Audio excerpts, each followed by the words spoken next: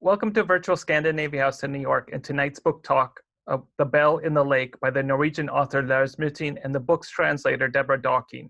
The book is published this week by Abrams Book, and a big thank you to them for helping making this program possible, as well as the Royal Norwegian Consulate General in New York. This is one of many literary events we have at Scandinavia House that are hosted in the virtual world. We started a new series this week called Nordic Authors You Should Know, with a panel on Danish authors. Next week, we'll be exploring the Icelandic literary scene with a poet collective called The Imposter's Poet on Tuesday, October 6th at 2 p.m. We are hosting the Norwegian panel in this series on October 26th at 2 p.m. and will feature Jan Grue, Roy Jakobsen, Kaja Kaverbakken, and Ruth Lillegraven, and that's moderated by the author and translator Karin Havelen. We also have a Nordic book club where we discuss some of the latest Nordic novels. And next week, on Tuesday, we'll be discussing The Family Clause by Jonas Hassan Kamiri. And on October 26th, we'll be discussing this book, The Bell in the Lake. Scandinavia House offers a plethora of events and activities that include film screenings, lectures and panels, children's craft activities, among many others. So please do visit scandinaviahouse.org for more information. The recording of tonight's event and most of our past virtual events can be found on our website and as well as our YouTube channel. So now to the authors. Lars Mytting is Norway's best-selling novelist, is the author of Norwegian Wood. His books, which have sold more than 1 million copies in 19 languages, have won the Norwegian Booksellers Prize and has been shortlisted for the prestigious international IMPAC Dublin Literary Award, among others. The Bell in the Lake has already sold in 12 countries and is the #1 bestseller in Norway. Deborah Dawkin, the book's translator, is born in London. She's a graduate in theater studies and worked in the theater for 10 years. She has worked in the corporate language training before becoming a literary translator. Translations include novels, short stories, poetries, comic strips, and plays, including 8 Ibsen plays, which he co-translated for the new Penguin Classics editions. In 2019, Deborah completed an MA in Social and Cultural History and is currently completing a PhD in Translation History at the University College of London. I think I said that right. Yeah. Researching the archives of Ibsen's translator, Michael Meyer. We encourage our guests to ask questions for both Lars and Deborah in the chat function. And we'll ask these questions towards the end of the program. So please do welcome Lars and Deborah. Hiya. Yeah, well, first of all, what I want to really say as a very brief interruption is how powerful this novel is, in the sense that, I mean, it's a good 600 pages long. And I was asked to read it, and okay, I'll see what I think, and I couldn't put it down. So I think I read it in the space of 2 days. Had a night in between and just read and read and read. I mean, it's the storytelling is extraordinary. It's very gripping, and I couldn't stop talking about it either. So I'm afraid all my friends had to put up with me talking about it, and and even being read long sections too. And one neighbour, when she popped around for a cup of tea, and I said, "Oh, I'd really love. Can I read the opening to you?" And she said, "Yeah." And an hour later, I was still reading, and she wouldn't let me stop. So it's a very special book. Not only is it a very beautiful love story, in which the 3 protagonists, because it's a love triangle, we get very drawn into their love story, and as with all good love stories, we really, really want it to work out for all of them, which of course is impossible. But it's also a book that transports you to this tiny village in 19th century Norway, in the middle of nowhere, totally isolated. And in the novel you describe it's about 100 years behind the rest of Europe. And you really bring us there. You really capture an atmosphere. We feel like we get to know the villagers. We get to love them despite their stubbornness and their incredibly taciturn natures and their sometimes their what seems on the face of it stupidity, but then sometimes a kind of deeper wisdom. We see their real struggles in a terrible landscape, in a harsh landscape, and we see poverty that we see a kind of a level of poverty that the contemporary reader doesn't imagine of Norway at all. So you take us to a different world, a different Norway that we are totally unfamiliar with, generally, as readers, most of us.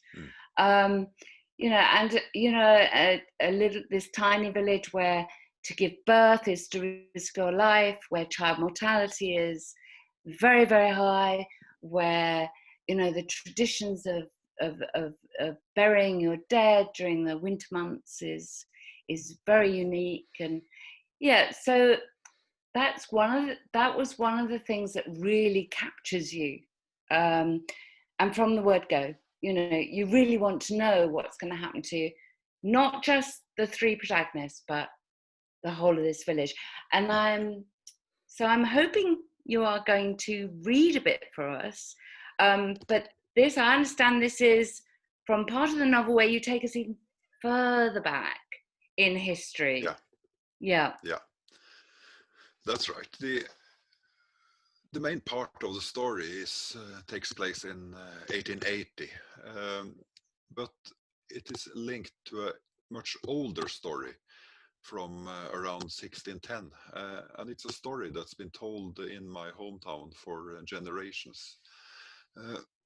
It's a quite, it's not an ugly story, but it's a story from a very different mindset than of today. And it's the story of two very special sisters that were what we today call conjoined twins, means they were linked together and couldn't be separated. And there are various stories in my hometown of those twins. And the key to the story is, I think, that they could never be separated. And then there were forged two church bells in memory of the sisters, and they couldn't be separated either, or you would violate the memory of the sisters. So from that story flows sort of a prophecy and a set of governed laws that takes control over the characters in the story. That is the main part of the book, from 1880. But I would like to read and I have to stress it, I will try to read, because it's not, my English is not at all perfect. But I will try to read to you my take on this very old Norwegian legend that it's, say, perhaps 400 years old, and that I tried to shift into a modern, or perhaps a bit archaic, but still a modern novel language. And I have to stress, this is just the first part of the book, so it's it's not the main story, but it's sort of the old laws that flows into the second part of the book. The glasses would help me too. Okay. We're getting to that age. Yeah. The Hekne twins were young women when one fell ill. The thought of what this might mean, that the survivor would have to drag their sister's corpse around with her, was unbearable. So their father, Eirik Hekne, went to the church and prayed for them to be allowed to die together. His prayer was heard by the village pastor, and presumably by God. Death did claim the girls on the same day, and as the end neared, they demanded to be alone. Their father and the siblings stood waiting by the door, and inside the girls' chamber they heard them talking about something that must be done. The girls were master weavers, and that day they finished their masterpiece, the weave of Skropanatta, meaning the night of the great scourge. They had started it a long time ago, and now Gunhild would complete it alone. The family entered and saw that Gunhild was now close to death. She seemed not to notice them, for she lay with her face turned to her sister, and she said, "Ye shall shuttle wide, and I shall shuttle close, and when the weave be woven, we two shall return." The girls were buried under the church floor, and in thanks for their dying together, KJÆRLIGHET had 2 church bells cast. They were named the sister bells, and they rang with a unique richness and depth of tone. Their sound carried from the stave church across the valley and to the mountains, where it echoed against the rocks. When there was black ice on Lake Løsnes, the bells could be heard in 3 neighboring villages as a distant harmony over their own bells. The first bell ringer went deaf after 3 services. A wooden platform was erected at the bottom of the tower for the next to stand on, who stuffed his ears with beeswax and wound a leather strap round his head and ears. But the sister bells had neither a sad nor a fearful ring. At the core of each chime was a vibrancy, a promise of a better spring, a resonance colored by beautiful, sustained vibrations. Their sound penetrated deeply, creating mirages in the mind and touching the most hardened of men. And the first time the sister bells were said to warn of danger was during a big flood in the valley. That year the mountain snowmelt came suddenly and violently. Heads throbbed beneath the black-penned coastal sky, and on the night that the river found a new path, the villagers were woken by the church bells ringing. Only later, when the villagers stood in the pouring rain, trying to account for everyone, did they find that all the members of the bell ringer's family were present, and that they had not been to the church. And when the priest went down to check, he found that the church door was, and had been, firmly locked. And for centuries the sister bells rang out across the village. They rang for the living, for the dying, and for the dead, for marriages and Christmas mass, for baptisms and confirmations, and sometimes for forest fires, floods, and landslides. And the bells hung safely in the tower until 1880, when they and the village were the subject of sudden changes and unbending wills. And the only person who would have any power of their fate was a young girl of Häckne lineage. So basically this is the shift from the old story through the bells and into the main story of the book. Yeah, and of course the bells and the church form a very central part to our story, because ultimately it's the fate of the beautiful stave church, of which the bells are a part, which drives the narrative in a sense.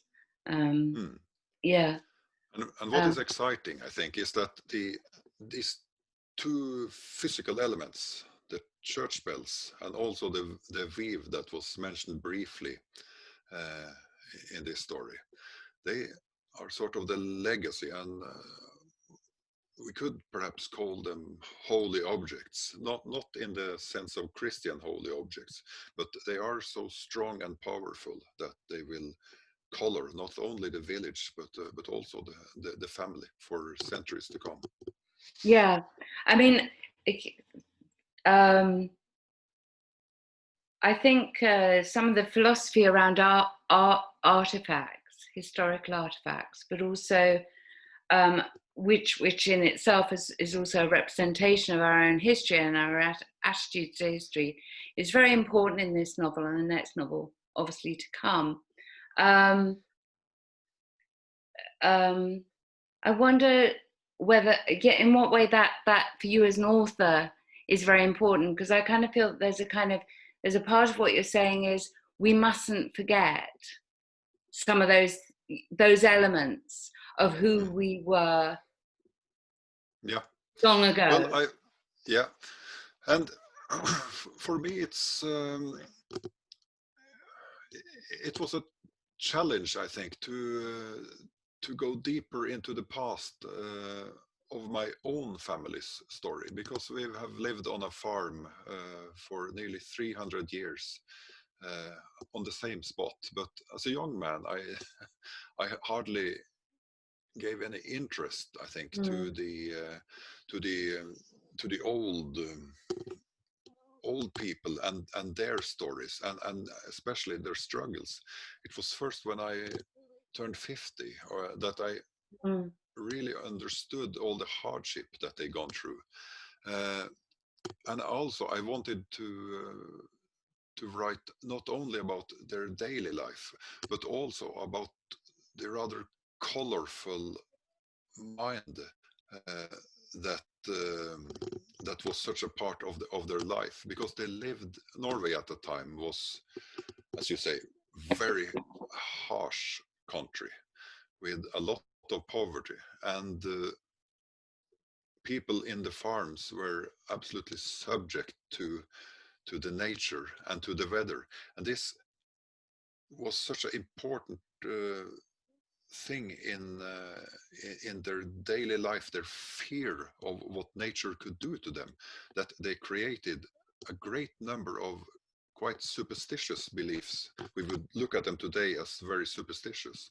but it was a sort of, or a method, I think, to organize a world that couldn't be properly understood. So for me, it was very important to try to enter that mindset and try to understand what made these strange creatures of the mind. Yeah, when you talk about the mindset of superstition as well, is one of the things that I think is extraordinary about the novel in a way, is that the respect that you give to that. And in a sense as well, I think as a reader, I certainly felt that you managed to convey that in such a way that I was able to relate to it and enter into it. And so in a way, because they're, in a sense, these villagers are living on a cusp or an intersection between Christianity and pagan beliefs, and which is reflected in the church, in the stave church, which is also very central to this novel with its extraordinary carvings of mythical beasts and serpents and etc. But it's almost it goes very close to being a magical novel, but at the same time it's forever keeps its feet in the 21st century. But at the same time, you give so much respect to this sense of magic and sense of the impossible could happen. Yeah, and these stories of the unexplainable, that has always been a favorite subject at home. I remember from my youth, when I heard the old people talk, they would always come back to the strange stories, especially about animals and animal behavior on the farm that they couldn't fully explain. And I think I wanted to explore that, but with a curiosity that was the same as they had in the time. They accepted that certain things couldn't be properly explained, but they tried to. They gave the unexplainable a name and a figure, because they couldn't have anything in their lives that were vague and unrecognizable. So that's why they created all these Yeah. odd creatures that we know from Norwegian folklore. And I wanted them to be, say, an integral, internal part of But their I think you life. definitely And I think succeeded. that's what... Yeah, definitely. Mm. Somebody just asked a question, which in a way I think relates to some of what you said. First of all, I'm sorry, I didn't quite catch the name of the person who left it. The question was whether it was written in nynorsk, but why I think that relates to what you're saying is also you're talking about storytelling that you heard as a young person or as a child. And one of the things that I felt very much when I was reading it was that in a sense, this is definitely in a tradition of storytelling. And I think that's why it's so difficult to put down. Because you don't feel you're reading a traditional, conventional literary work. You feel like, and the Financial Times, their review, they actually said a fireside read with splinters. And actually that term was one that as a translator I kept in my head all the time. It was like I forced myself to imagine I was telling a story. And I think that's how, and I was just wondering, so that aspect, do you feel that the way those stories were told to you then is channeled in the novel itself, and the question about New Norwegian? Yeah. First of all, the question. The book is written in bokmål, which we have two variants, and it's bokmål and nynorsk, with nynorsk being the more colorful and flavorful, I think, while bokmål is more like the old Danish. But I use bokmål, but I also have dialogues written in my native dialect. So it's a mix between those two. And for the mode of the storytelling, I have tried to combine the old, slightly archaic mode of narrative, but try to find a form that would fit into a contemporary novel. So it's really hard to explain properly the internal mechanics of the book. But I sort of imagine that if I was a storyteller from the past that only would work in the oral tradition, not a written, and if I was that person and I was given the format and the tools of the novel, how would I do it? Basically, that's what gave me the courage and the encouragement to do it. Really. And it shows, and it works. And I think the main power of it actually comes from this very old tale that I read a bit from in the beginning, that I was standing on the shoulders to those storytellers. Yeah, yeah. And it works, definitely. In a sense, the church, sorry, yeah. have I interrupted you? Yeah. Kind of several questions in my head at once. In a sense, the church itself is very central, as we've talked about. And I was just wondering how much research went into creating this church, because the church almost becomes a character itself. And you do have this huge interest in craft, in traditional crafts, and there seems to be, I don't want to be sentimental about it, but there's a deep spirituality attached to that, a respect. Exactly. To and I think that's a key to perhaps to the beliefs as well, because they may not be properly Christian, they're not pagan, but they are definitely spiritual, and I think that holds true for a lot of how Norwegians look at the old wooden churches. We may not be the purest believers and the most devoted Christians, but we really adore the old churches as spiritual places. I can give a brief outline of why we mention the church and why the main story, why the church is so important for the main story.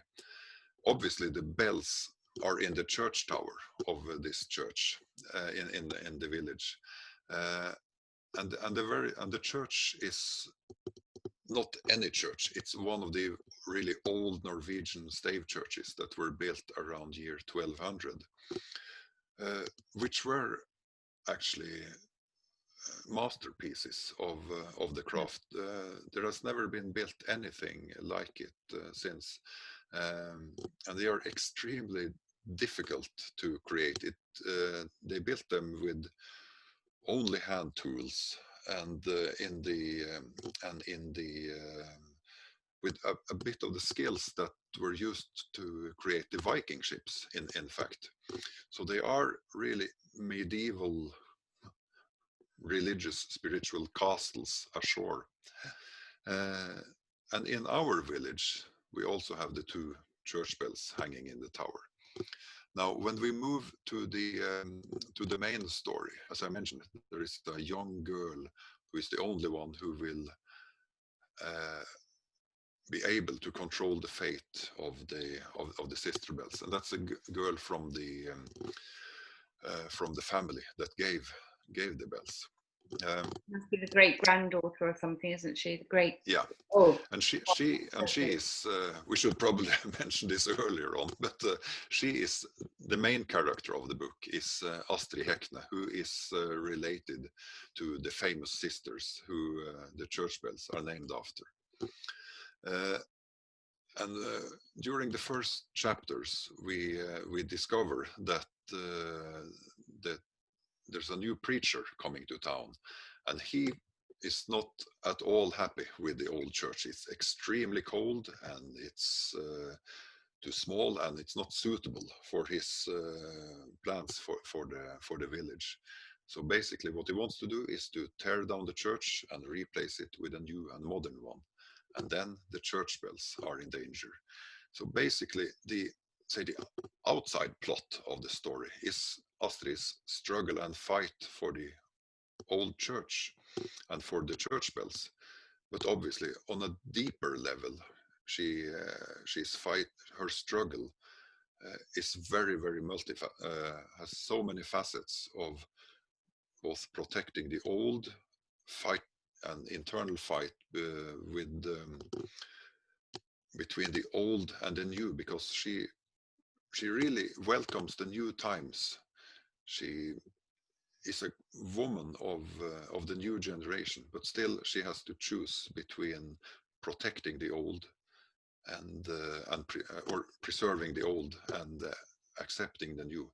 But she's also really prepared to take on the world to protect the church. And then when she gives, anyway, I won't give away, but she is prepared to really challenge the priest and this is one of the things that I thought was very interesting with it, really extraordinarily interesting with the book, in the sense that it views the historical artifact from 3 very different directions. So you've got the pastor who sees the church as a health hazard, it's a fire hazard, it's too small, it gets incredibly dangerously cold in the winter, as we find out.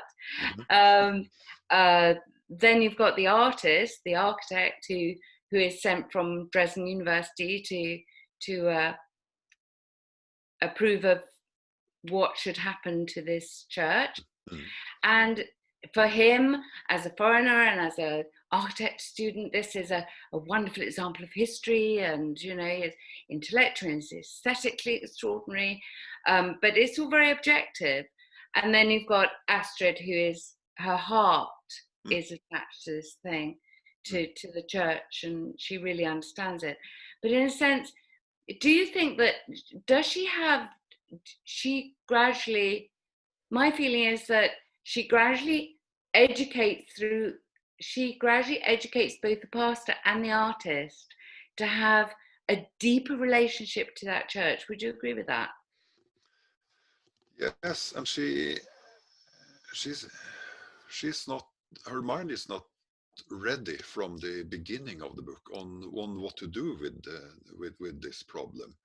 But during the book, she sort of has to make up her mind, and she makes a clear plan on, and a quite cunning plan too. It's I have to stress, this is not a very stiff and boring book. She's quite she's a colorful character. Yeah, definitely. There's a lot of there's a lot of plotting goes on in this book. Oh yes. The fight for the church, fights for church bells does not have to be a boring outset at all. And the love is very passionate too between these characters. Even if they can't always express it, they don't know how to express it always. But yeah, no, because during the book, a classical love triangle emerges. The two men, the pastor who wants to take down the church and the architect whose job is to help him dismantle it, both fall in love, and she has to choose between the men. That part of the book, we won't give away what happens, of course. But at a crucial moment there, when everything seems to that they are able to shape it just with a pragmatic, modern sense of mind, the old powers comes into play. And I think at that time she connects with something deeper and much more spiritual. That also dictates the outcome of the book. Yeah, I wonder, because again, not wanting to give too much away, towards the end, the pastor, his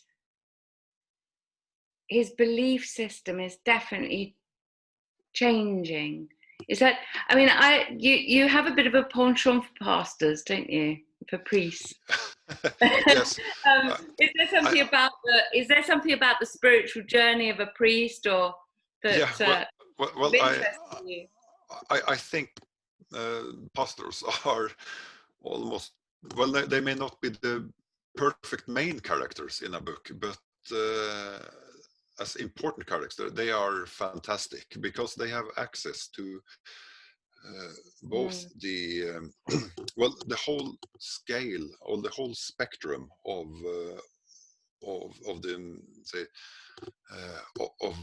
of human life. They have to the very depths and the sorrows, and also up to the joys, greatest of joys. And they also have a natural access to details of people's personal life, so they are very effective. They don't have to spin around a lot to find out what's going on. And also what I enjoy is that there's a sense of humor and a sense of danger, because they are handling so important formal rituals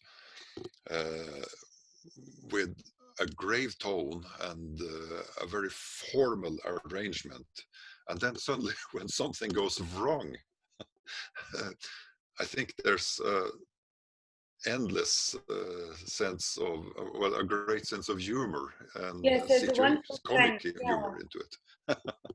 So that's why I adore it. There's a wonderful conflict, isn't there, between the status of priest, which you capture, I think, beautifully with Pastor Schweigel. There's this wonderful sense of the way he has to behave to the outside world, and the way he has to tackle the villagers who really don't want to modernize the way he does, and at the same time his own inner insecurities and his own incapacity to express his love, which makes him incredibly human, but also his own vanity. But also he seems as well, I'm wondering, because obviously you've got the second volume coming up, and I'm just wondering whether, you know, he will be the character perhaps who sees things open up and change. I don't know, without giving too much away. No, but As probably is mentioned, I think from the publisher, is that this is the first book in a trilogy, and it's a fully complete novel that can be read on its own. But my main idea, but my main idea was always to have a challenge that would say occupy three generations of the Häckne family. So in the next volume of the book, which is out today actually here in Norway, we will meet the next generation, and in the year 1903.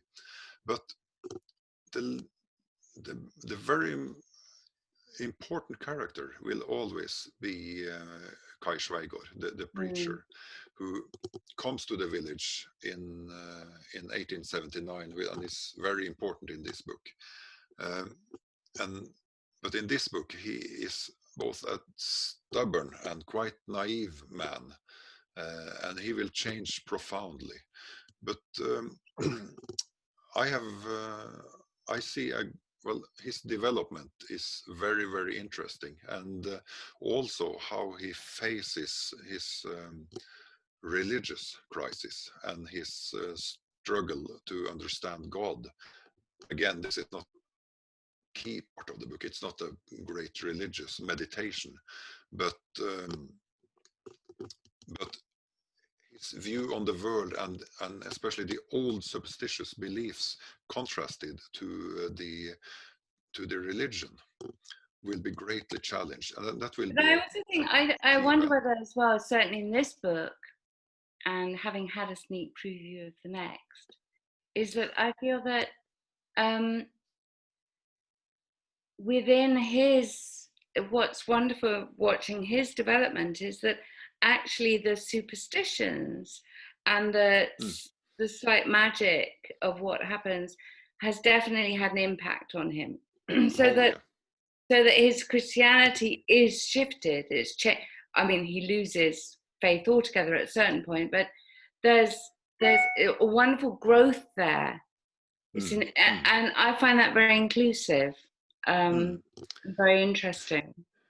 Yeah, he grows more and more than me, and also I think it's wonderful for a book to follow a character throughout his whole life, to start as a very young person and follow him all the way through his lifespan. And I tell you, he will be old and he will experience a lot of things. But it's also because what you're doing is, what I think is wonderful about the trilogy is that there's this wonderful sense of where you're really covering a huge span of history. But within that history, it's really technological changes, it's psychological changes, it's the way of life, it's the prior, it's on so many cultural changes, so many different levels.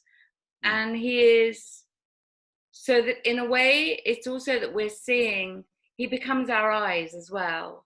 Yeah, and that is, I think, very important in a novel, that there is one character available. This may sound very mechanical, cynical, but one character available that can look out the outside world and follow the developments, especially in a period of time where so much is happening. To simplify people's lives, and also to make the difference between the very poor and the very rich smaller. In this period, we both get the railroad, we get the telephone, we get better medicine, we get, unfortunately, stronger military weapons, but we also get the aeroplane and the car. So you're giving us a peep into the next novel now. Yeah, but at the same time, in a novel, people are occupied with their own struggle and their own daily life, and I want to explore both the daily life of women who are say working on small farms with just 1 or 2 cows and doing all they can to survive on a very, very modest income. Your women are very strong and very I have to say, very three-dimensionally drawn. Yeah. And also some very... They are actually stronger than the men. They're different. They are. I mean, but also what I think is wonderful is that you get some unexpected characters, like the midwife in this novel, who she's such a strange, you know, she has got a burden on her shoulders of having witnessed so much suffering and of having made that suffering as light as is possible for the women she serves. And she's a dark character, an incredible also, but a very dark character in a way because of what she's been through, but also this incredible deeper love in a sense. That's extraordinary. But I think that is an extraordinary description of a woman. You know, she's one of those characters, and of course the central character Astrid is, you know, she's wonderful, because what I think you managed to create there is a woman who, she's uneducated in theory, you know, she's uneducated, though she's got an incredibly, obviously a grandfather who tells the most amazing stories, and who imparts sort of wisdom. But she is so sharp and so intelligent, and I think you managed to create that, which is not an easy thing to do, and I think that comes from huge respect. Do you feel that these is that something that you feel is like, were you aware that you very much wanted to break down cliches of how people necessarily view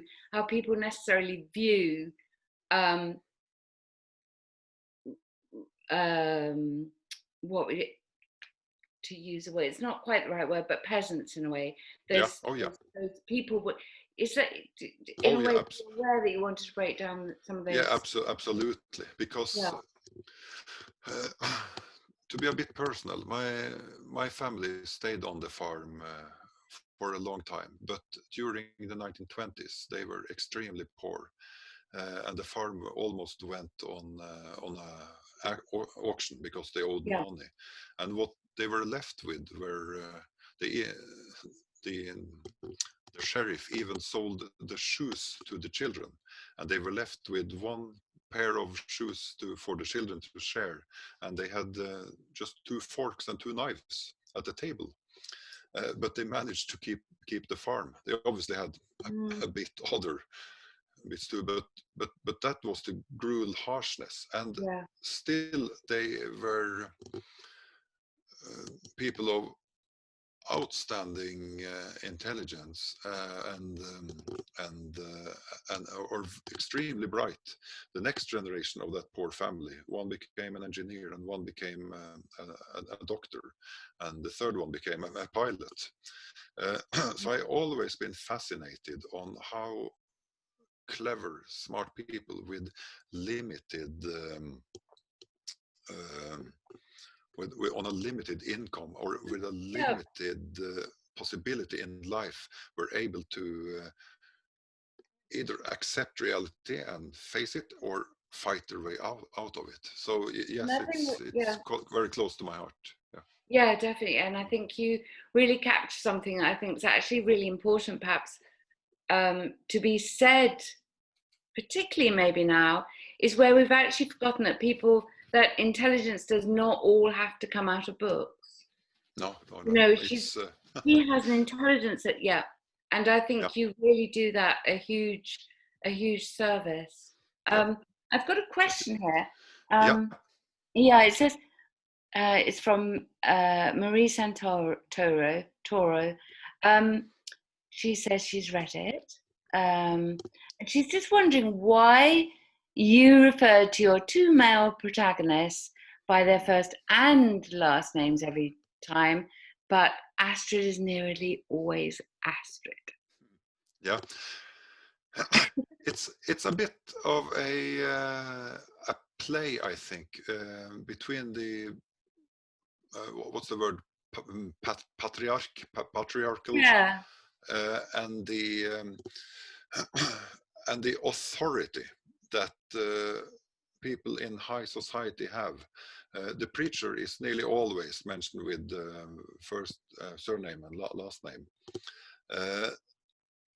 and that is a way to say, to build his position, but at the same time show how fragile he is when he's struggling, because the authority doesn't mean a thing when he gets on his knees and struggles. So it's simply a play between the feminine and the masculine of the old times, when often the men were usually in control and the women were a step down in authority. It's a play with that. Yeah. And she doesn't, in a sense, because she doesn't have a position of authority, whereas if you've got the widow Bramstar, she has her full name.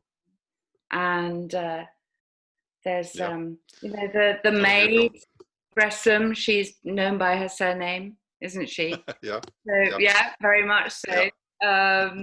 And I have to give a secret away. I fall in love with her in the next novel.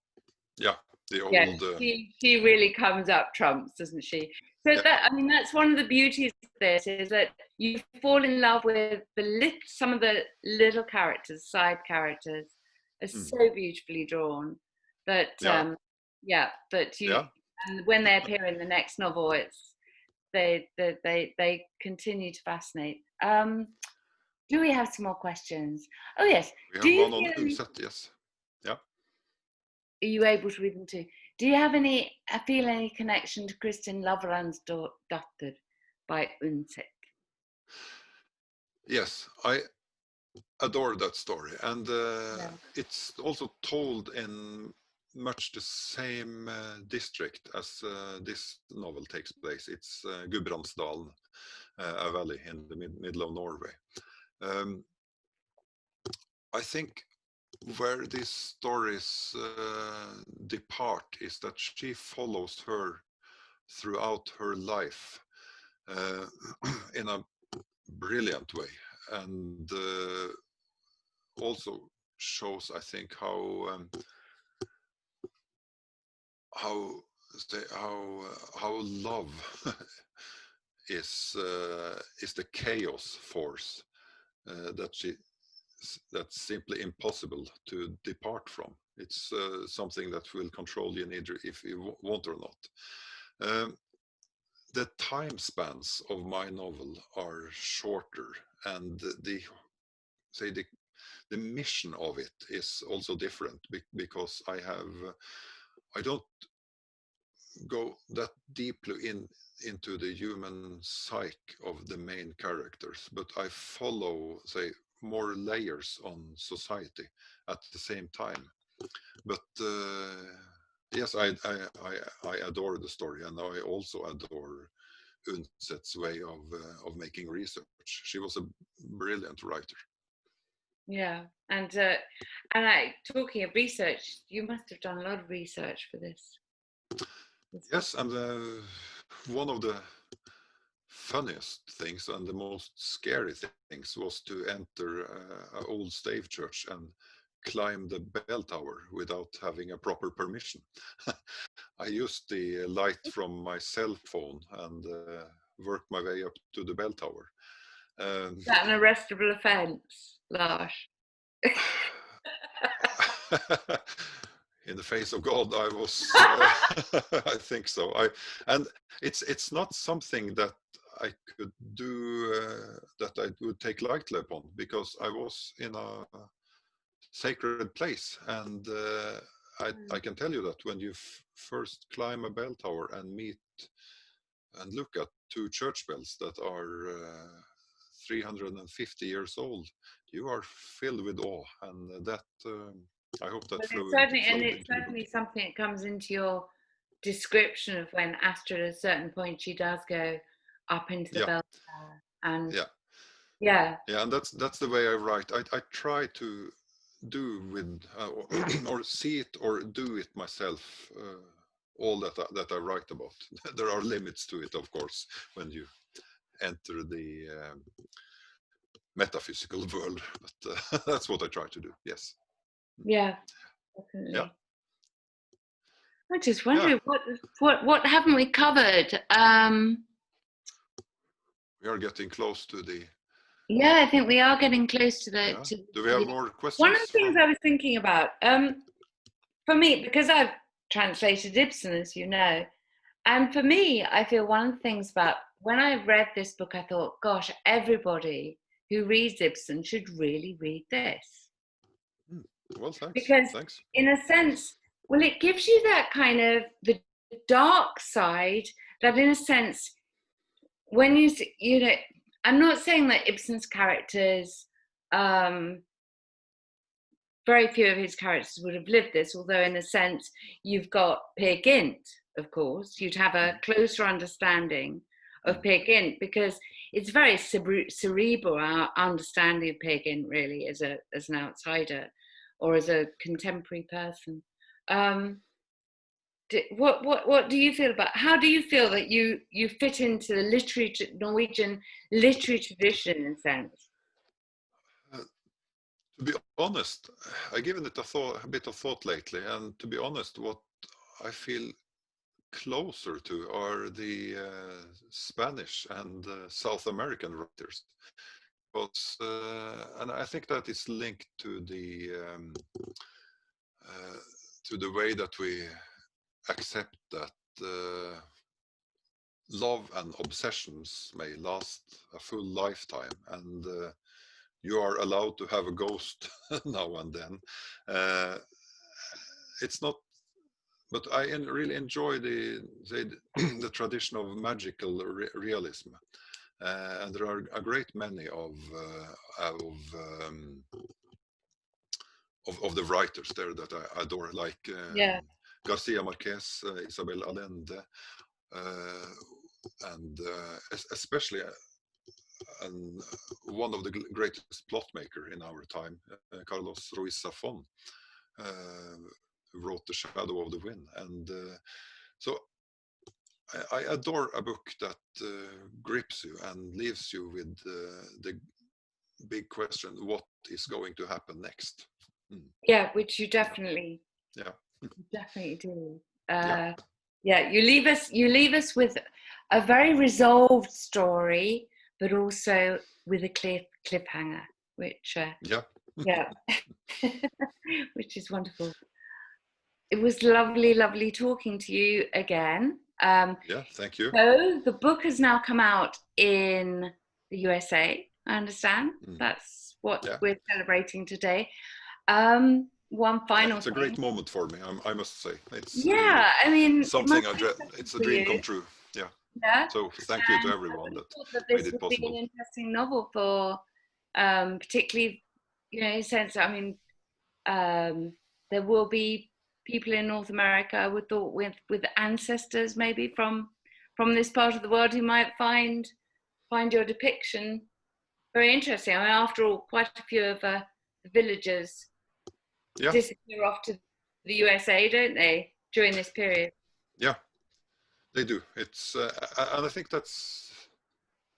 I really hope that some readers in the US and Canada will be able to read it, because this really is the story of the Norway from their grandparents and great grandparents. And I have a family in Saskatchewan in Canada myself, and I know that they are very interested in that period of time in Norway. So that would be especially nice. Yeah, it would be lovely to hear if the story could come there. Somebody just said, finally, I find the book to be Tolstoyan with some magic realism. Well, can't be better. Thank you. Thank you. I would like to thank both of you. Thank you, Lars. Thank you, Deborah, so much. It was a very engaging talk. What I'm going to try to do now is there is a short video trailer of the book, and I'm going to see if I can play that. But you can also find the video on our website at scandinavias.org. Just so you can get a sort of a feel about the cinematics of the book.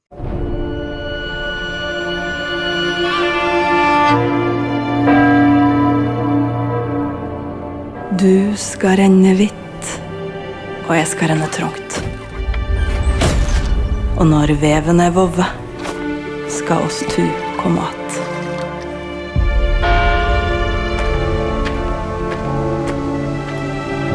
Aber wohin wollen Sie mich schicken? In den norwegischen Teil von Schweden.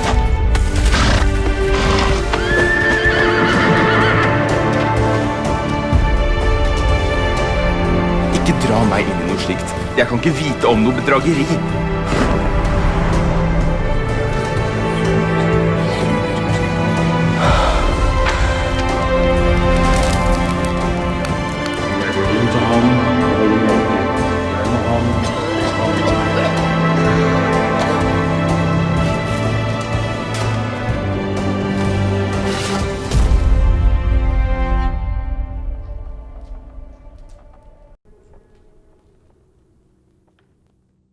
Thank you so much for both of you for joining us. Thank you so much for Abram's Books for helping make this evening possible. Andrew over there.